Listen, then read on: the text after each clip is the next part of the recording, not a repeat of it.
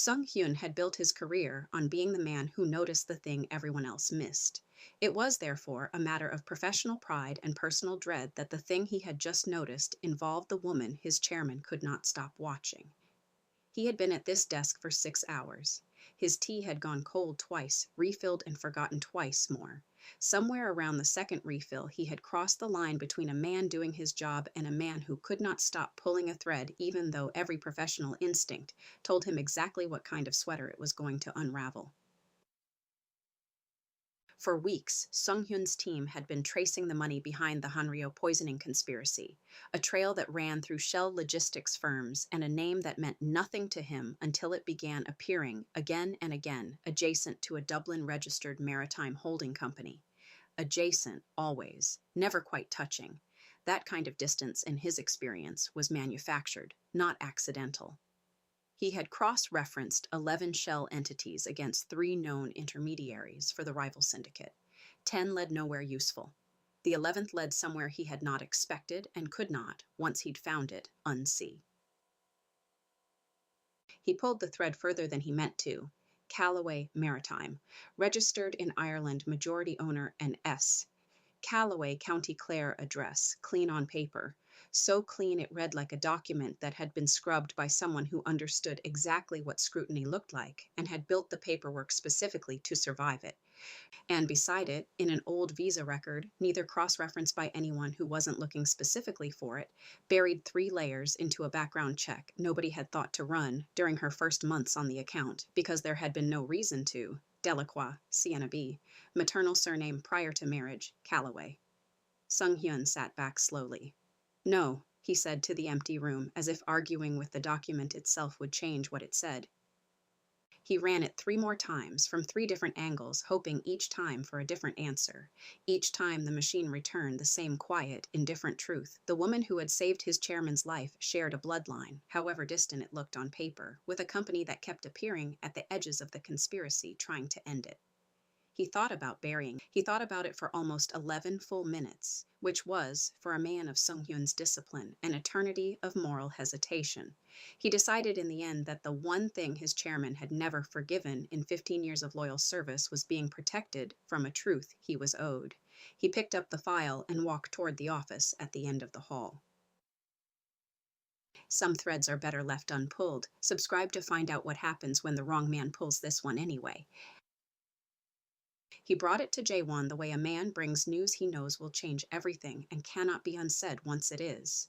Jae-won read the file twice, in silence, his face doing the thing it did when the mask was working hardest, the particular stillness that Sung-Hyun had learned over years to fear more than any shouted order.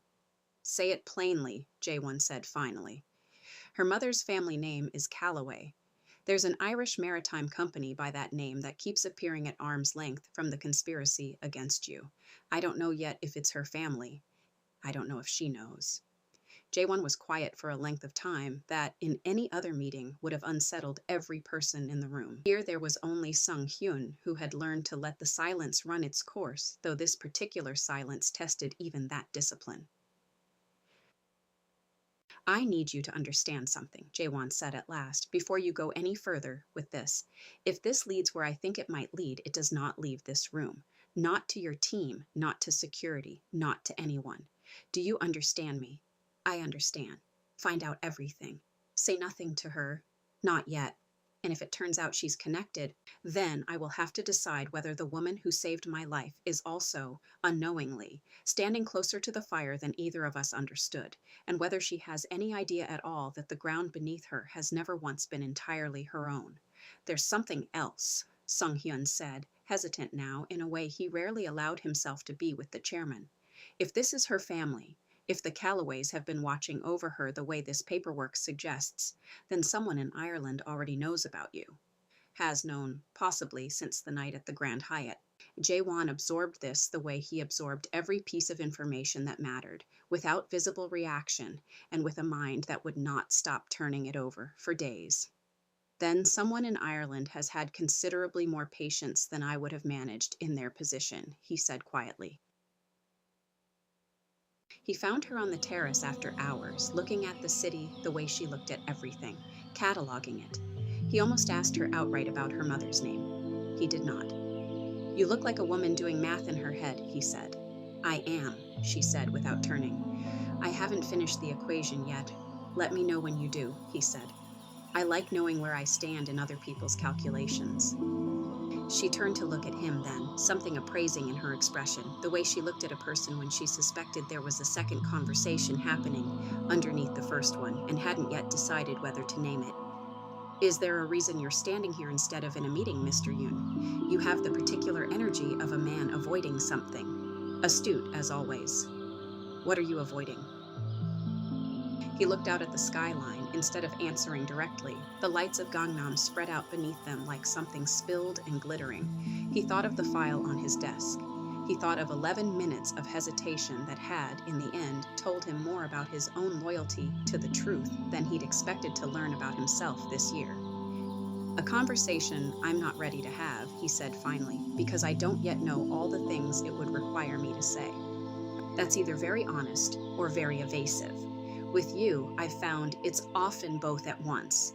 She let it go, not because she believed it was nothing, but because she had learned, watching this man for months now, that he told her the truth on his own timeline and never before it, and that pressing him faster only ever cost her the fuller version later. Somewhere in Ireland, a phone that had not rung in months lit up on Seamus Calloway's desk with a number he recognized instantly and had hoped never to see again, a private inquiry run quietly through a Seoul registry on the Calloway Maritime name. He set his whiskey down without drinking it, and for the first time in 17 years allowed himself to feel afraid. That's this episode of Whiskey and War. If you're new here, welcome. Hit subscribe so you don't lose your place. Next episode, the Calloway Maritime. Trust me, you don't want to miss it.